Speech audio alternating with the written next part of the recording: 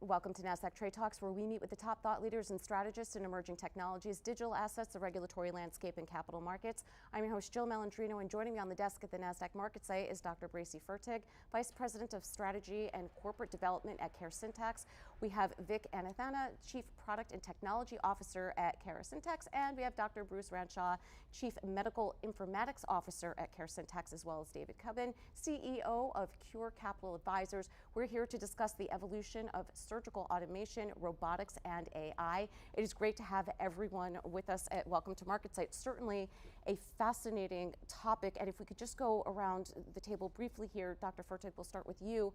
What is your background? How has your career evolved to get to this fascinating place in healthcare? I started my career in medical research. So by training, I'm a PhD biochemist. My research actually focused on heart disease, which is a highly interventional side of medicine. I went from there into investment banking, and I've joined a London-based boutique advisor and investor where I focused primarily on digital health. So I led that practice for the business and had a broad exposure into the business models within digital health. I was interested to make a move back to the operational side of the table, and I was looking for a business that had broad and impactful impact on the healthcare system and on patients, but also a sustainable business model operating in a large addressable market. And when I met the founders and the leadership of Caresyntax, I felt that that was a company that had both of those things. Yeah, and Vic, I'm curious to hear about, as a Chief Product and Technology Officer, how your career's evolved to get to Caresyntax. I mean, of all industries, healthcare is so ripe for advances in technology to improve the system.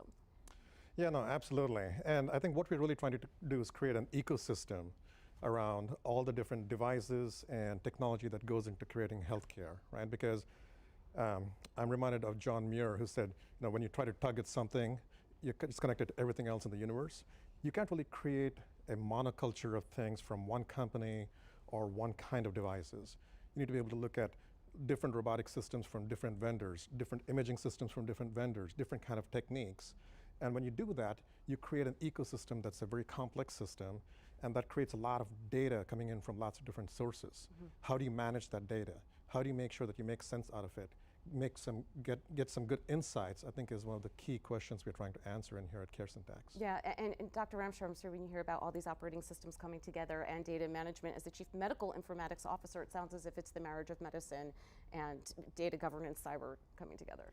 Yes, I was an academic surgeon for 30 years, but 15 years I was in leadership positions. And I began to study healthcare and business, and I learned pretty quickly our current healthcare system's not sustainable.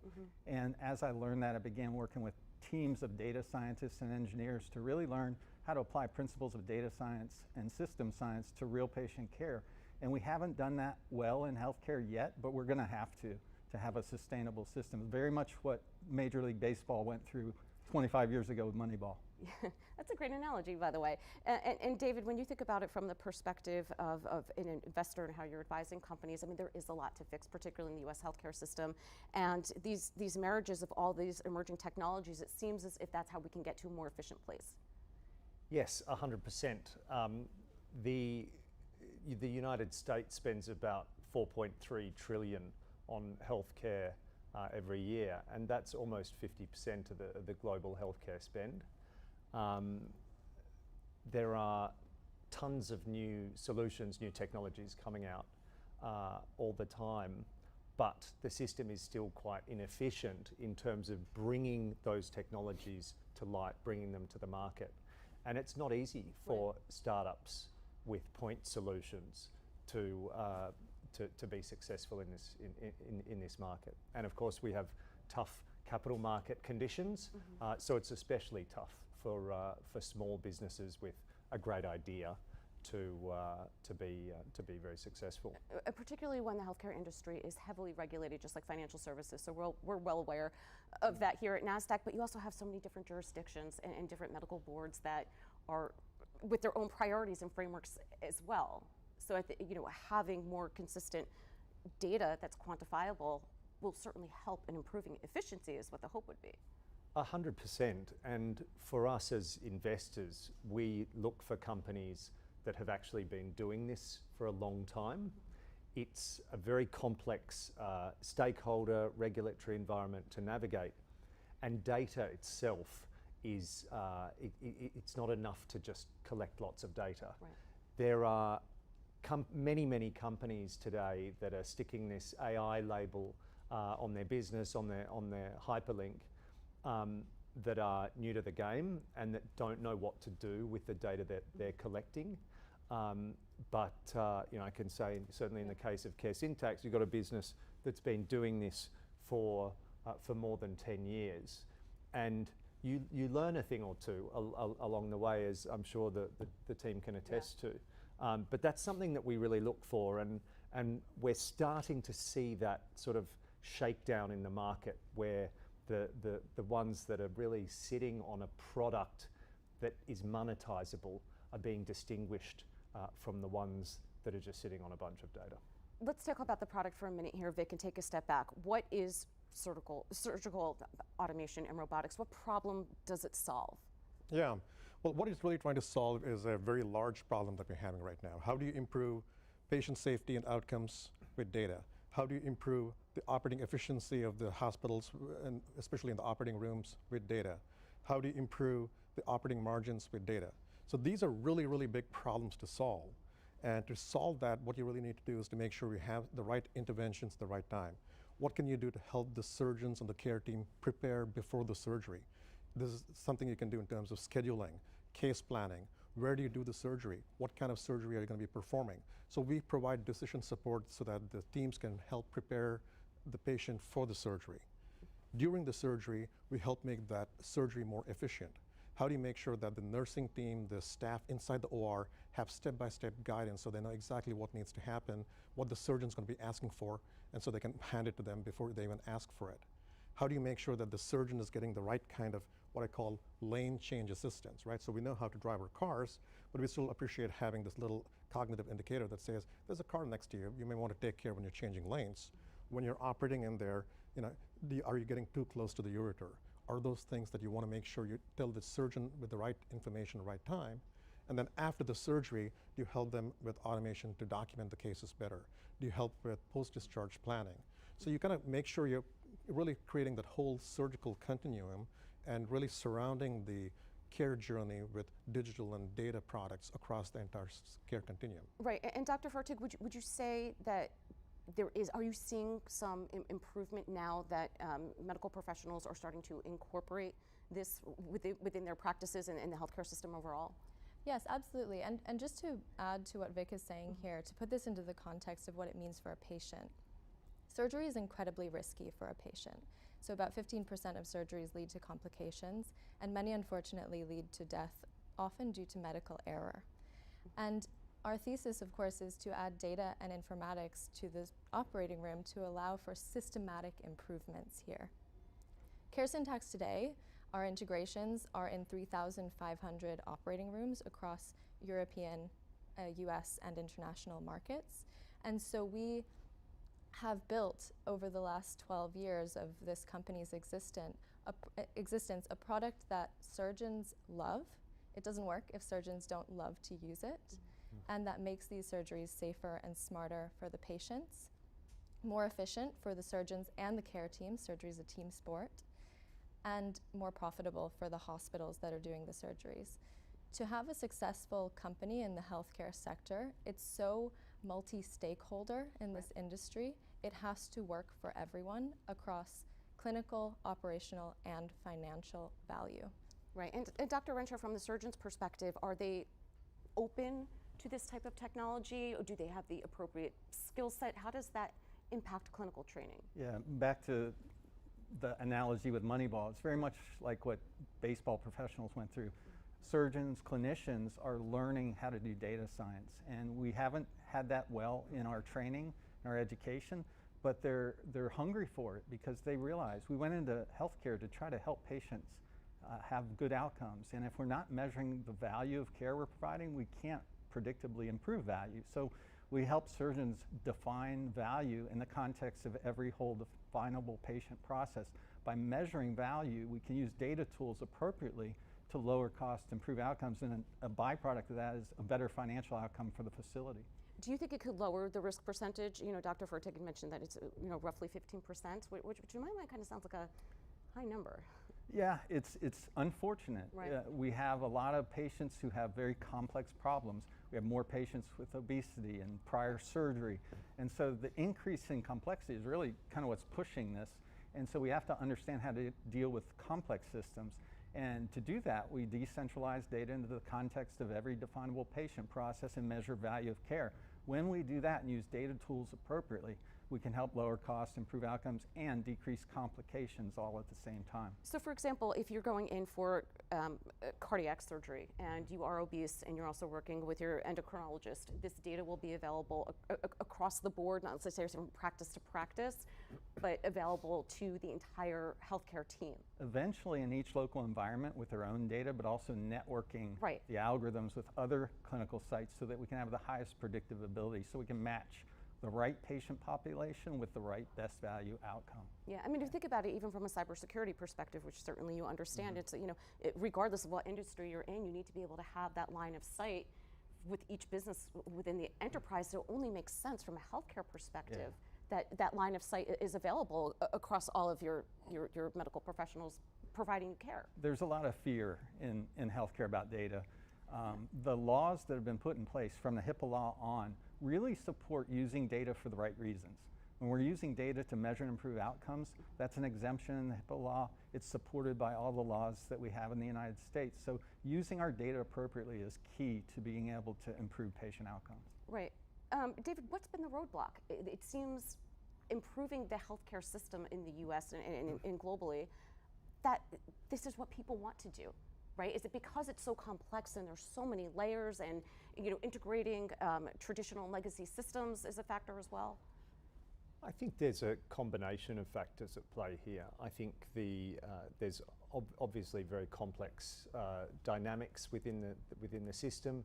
In the United States, it's a very particular case. The landscape is, from an incentives perspective, is very complicated. I mentioned earlier the tremendous health spend in the United States alone. There's a lot of fat there in the spend because money's not being allocated efficiently. I see that as being the biggest obstacle to true, meaningful and rapid change, and the change that we desperately need in the system. But above and beyond that, there's a lot of other kind of nuances that you're going to find in that are going to be different between country to country.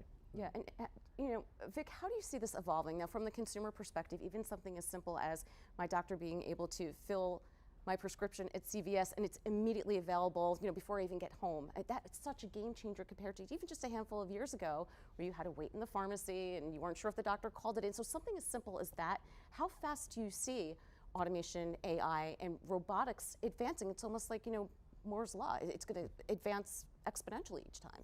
Absolutely, and we're seeing some of that happen right now, right? When a patient is scheduled for surgery, they get an automatic notification saying, hey, here's the pre-op preparation you need to start doing. Start changing your diet, start doing this kind of preparation and cleansing and those kind of protocols. You get those as text messages. You can ask questions back to the bots, which answer you sometimes, and then sometimes it takes you to the real care provider. And so you can start all the way from preparing for the case to then taking it into the operating room and then saying, hey, look, let me make sure I understand exactly how I need to prepare for this particular case, for this particular patient. I might be using a robot, but how do I know whether I need to use ICG dye for this particular patient or not? So those are all the kinds of clinical decision systems that we can start using with AI once you start getting more and more data about the patient, about the clinician, about the entire patient population too. So I think these things are definitely happening as time comes by. But I want to kind of build upon what David was talking about in terms of some of the problems that we have systematically as a society, if you will, right? So with data, integration is definitely a problem. There's, how do you make sure that this system is able to talk to this system? But I would say that's the easy problem to solve. The harder problem to solve is how do you make sure that you have the right consent to use the right levels of data from different people? And one could argue that patient consent is really what you really need to have in order to get everybody's data in there.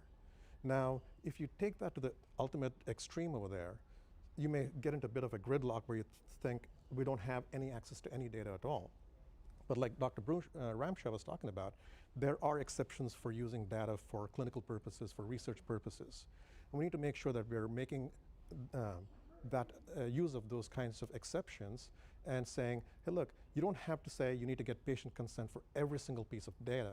As long as you're using that for improving the state of the art, you have the ability to use that for research purposes, to improve the R&D purposes going forward. Right.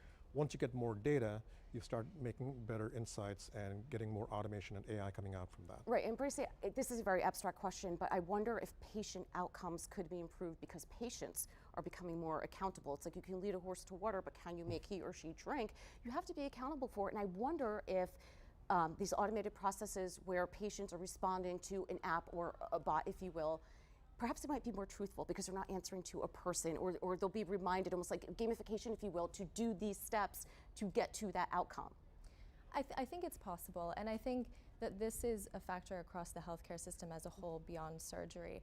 And when I think about this, I think about trends about patients and humans taking more responsibility for their healthcare in general. So there's a huge trend towards patients, for example, being more selective about the physicians that they see, doing their research on which surgeon is the best person to do their total knee replacement. And if you think about segments like mental health, for example, the AI revolution is incredibly impactful because the barrier to entry to speak to an AI bot, as you say, may be much, much lower, maybe not effective, we'll see in the future, than speaking to a human therapist, for example. When you look at this in surgery, there's a very interesting patient aspect to it because there are, for example, with robotic surgery, there is a patient marketing angle for a hospital that perhaps has an intuitive Da Vinci robot. And we believe that there is a future where there is a patient marketing perspective for hospitals that are using the Caresyntax platform.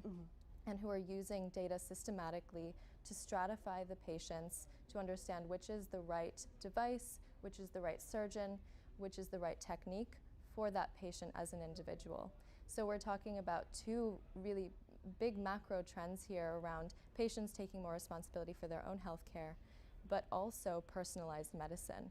And of course, you need data to enable that, and we're really at the start of that journey. Well, I mean, if you take personal accountability as well, it inherently will improve the cost of a healthcare system. If you can get something at stage 0 or 1 versus stage 4, your outcome's not only going to be better, but it should probably cost less to arrive, right? Absolutely, and this is a solution. And this is what everyone's talking about, this shift from sick care to healthcare. Right. It's now the third time I'm bringing up the healthcare spend, but the amount of money that is spent on people when they're very, very sick, and I think the statistic is something like 80% of people's lifetime healthcare spend takes place in the last couple of years of their life. If we can focus on prevention, which is data-driven, and get people engaged earlier on, that will save an enormous amount of money, and that money can be redirected to research, right. to building new devices, new robots. Which makes you scratch your head by only, let's say your physical is only covered by insurance, but a colonoscopy isn't, right? I'd rather use preventive medicine for that than stage 4 stomach cancer or whatever the case is, but it's an insurance conversation. Things are changing. Right, and that's an insurance conversation for another time. But to wrap up here, Bruce, I would imagine all of this data at a surgeon's fingertips also allows them to quantify the outcome. Yes, and support their decisions. And which option for treatment is going to be the best value for different patient subpopulations. And that's the key, but it's not all the data, it's the right data. What data matters? We have a problem with too much noise in our system. Data requires context, meaning the definable process, and when we define it in context of a certain disease or a certain symptom, the measurement of value is different than a different disease. And we try to do things as one size fits all in healthcare, and that doesn't work. So understanding that context matters and that the data needs to be based on the patient subpopulation. When the right data is available for the clinician, they're going to want to do the right thing. The other thing, talking about the patient, they fall in different subpopulations. Some of them want to talk to a human. Some of them will be better responded to by an AI tool.